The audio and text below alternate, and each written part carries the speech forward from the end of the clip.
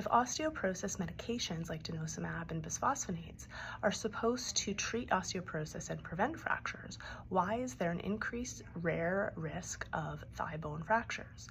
Well, the answer relates to the balance between bone breakdown and bone formation.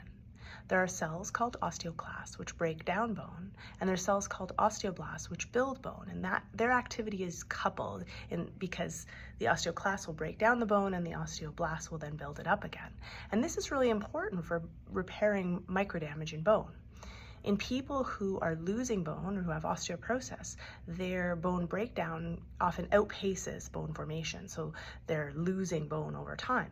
So a drug like denosumab or a bisphosphonate can target the osteoclasts and prevent them from breaking down bone, and so that they can prevent bone loss and they substantially reduce fracture risk.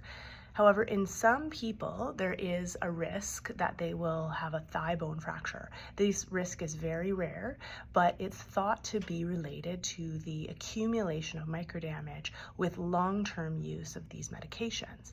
And it's also thought to be related to a genetic predisposition or potentially their bone geometry or other factors.